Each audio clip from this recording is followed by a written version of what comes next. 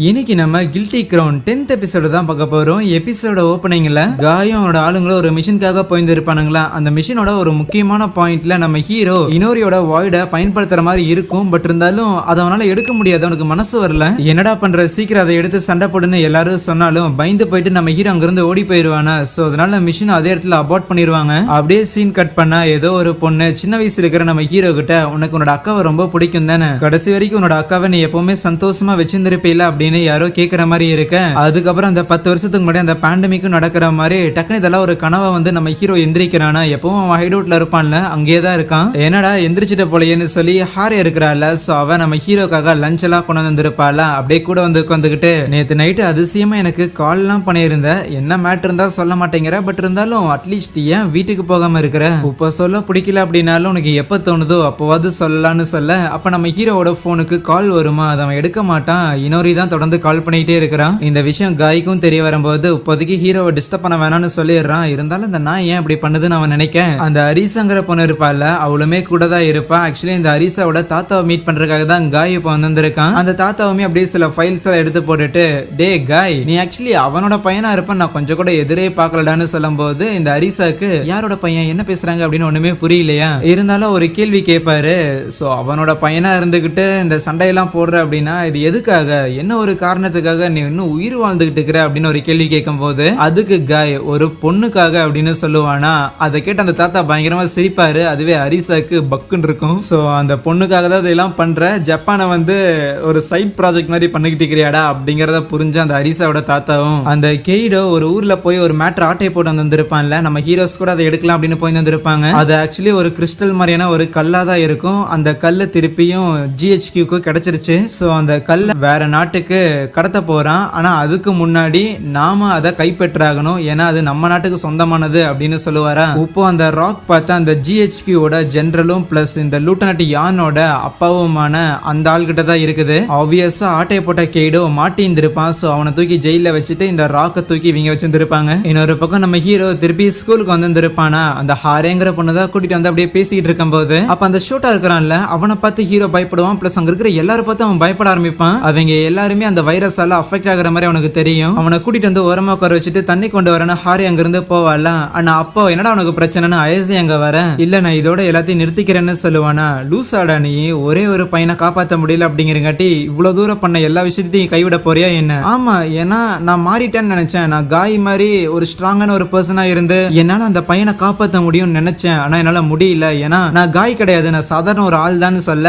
Loose மாதிரி பேசாதரான்னு சண்டைக்கு போகும்போது அங்க வந்த காயுமே இருன்னு சொல்லிட்டு கண்ணை எடுத்து கொண்டது ஹீரோவோட தலையிலே பாயிண்ட் பண்ணி அந்த ராக் எங்க இருக்கு அப்படிங்கிற விஷயத்த நாங்க கண்டுபிடிச்சிட்டோம். சோ அதை திருப்பி ஆட்டை போட்டாகணும், உன்னோட உதவி தேவைப்படுது, உதவி பண்ணல அப்படின்னா உன் தலை இங்கே சதறின்னு சொல்ல. இங்க பாருங்க, இந்த பவர் வேணும் அப்படின்னு ஆசைப்படவே கிடையாது. இந்த பவர் ஒரு ஆக்சிடென்டா தான் எனக்கு கிடைச்சது, அதனால என்ன ஆளை விடுங்கன்னு சொல்லும்போது ஆக்சுவலி இந்த வாய்ட் ஜினோம ஒரு பர்சன் கிட்ட இருந்து பிரிக்கணும் அப்படின்னா அந்த ஆளை போட்டு தள்ளினாலே போதுமானதாமான்னு சொல்லி ஃபயர் பண்ணுவாங்களா. நம்ம ஹீரோ ஃபயர் பண்ணிருக்க மாட்டான். இருந்தாலும் உயிர் போற நிலையிலையும் நம்ம ஹீரோ ரெஸ்பாண்ட் பண்ணாத காரணத்தால இனிமேல் நீ வேலைக்கு ஆக மாட்டேன், உன்னை நாங்க கூப்பிடுற மாதிரியும் கிடையாது. பிளஸ் இன்னொரு இனிமேல் உன் வீட்டுல இருக்க மாட்டான்னு காய் அங்கிருந்து போக, ஈவன் அயசேவும் நீ ஒரு கோலடா, நீ எங்குள்ள ஒரு ஆள் நான் தப்பு கணக்கு போட்டேன்னு அங்கிருந்து போக, இது எல்லாத்தையும் அந்த ஹாரிங்கிற பொண்ணு ஓரமருந்து கவனிச்சிட்டு இருப்பா. அன்னைக்கு வீட்டுக்கு வரும்போது இன்னும் அங்கதான் இருப்பா. ஒரு புதுசா பாட்டு போட்டு இருந்திருக்கேன் அப்படின்னு அவ குடுக்க வரும்போது அவளை பார்க்கும்போது அந்த வைரஸ் மாதிரியே இருக்கும்போது டக்குன்னு அவளோட கையை தட்டி விட்டுருவானா. அதுக்கு இன்னொருமே ஓகே, இந்த பாட்டை கேட்கணுங்கிற அவசியம் ஒன்னும் கிடையாதுன்னு அவ அங்கிருந்து போகும்போது அவ போறா அப்படிங்கறது ஹீரோக்கு ஃபீலிங்கா தான் இருக்கும். பட் ஸ்டில்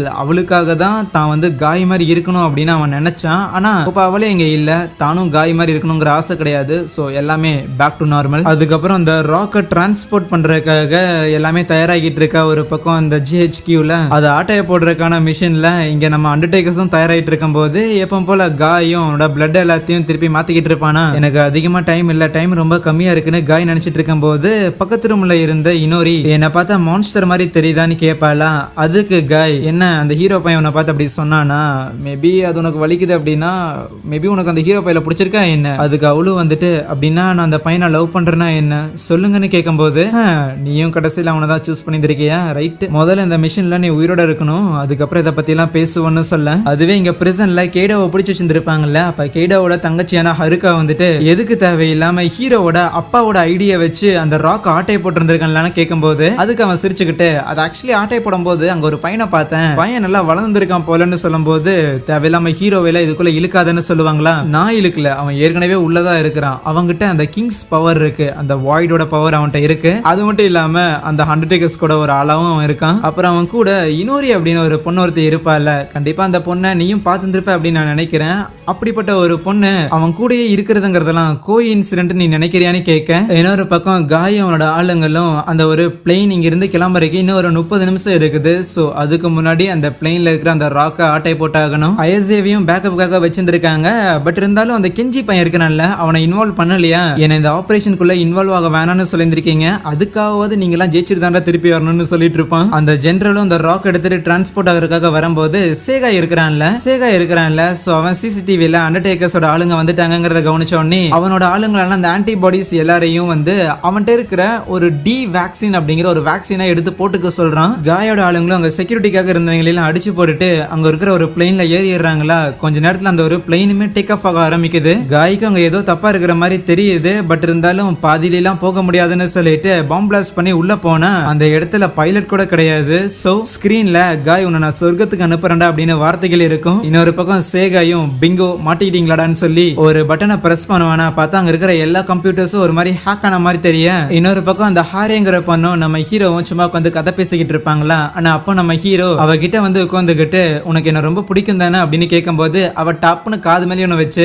ஏண்டாடே உன்னை எனக்கு பிடிக்குங்கிறது உண்மைதான், ஆனா அந்த இன்னொரு பொண்ணு இங்க இல்லங்கிற காரணத்துக்காக மட்டும்தான் நீ என்ன சூஸ் பண்ணுவ அப்படின்னா வாய்ப்பே கிடையாது. உனக்கு ஏதோ புதுசா சூப்பர் பவர் எல்லாம் கிடைச்சிருக்கே, அந்த சூப்பர் பவர் நீ யாருங்கிறதையே மறக்க வச்சிருக்கு. நான் பார்த்தேன் நீ மத்தவங்களோட செஸ்ட்ல இருந்து எதையோ எடுக்கிற.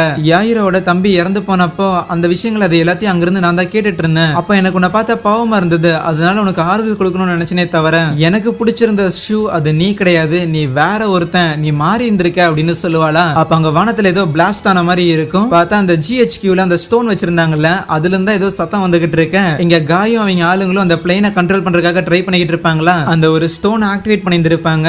சோ சாதாரண பீப்புளுக்கு அந்த வைரஸ் ஸ்ப்ரெட் ஆக ஆரம்பிக்க அந்த ஆன்டிபாடிஸோட சோல்ஜர்ஸ் அந்த கெய்டோவை காப்பாத்துறதுக்காகவும் வராங்க. அண்டர்டேக்கர்ஸா இருக்கட்டும், ஜிஹெச்கியூவா இருக்கட்டும், எல்லாத்தையும் எல்லாரும் அட்டாக் பண்ண ஆரம்பிக்க இது எல்லாமே கெய்டோவோட பிளானா இருக்கும். என்னடா பண்ணிக்கிட்டு இருக்கிறேன்னு ஹருக்கா கத்தும் போது மனித குலத்தோட எதிர்காலத்துக்காகன்னு சொல்லுவான். சோ ஆரம்பிக்கலாமா இல்லனா முடிச்சிடலாமா, 10 வருஷத்துக்கு முன்னாடி எதை ஆரம்பிச்சோமோன்னு சொல்ல அந்த சத்தத்தை கேட்டு நம்ம ஹீரோக்கு ஒரு மாதிரி பண்ண ஆரம்பிக்குது. ஈவன் இனோரி கூட இது ரைட்டான சவுண்ட் கிடையாது, இந்த சவுண்ட் மூலமா அவ திருப்பி எந்திரிச்சிருவா அப்படின்னு சொல்லும்போது ஊர்ல இருக்கிற எல்லாருக்கும் அந்த வைரஸ் ஸ்ப்ரெட் ஆக ஆரம்பிக்க அங்கே இந்த ஒரு எபிசோடே முடிக்கிறாங்க. So yeah, thank you.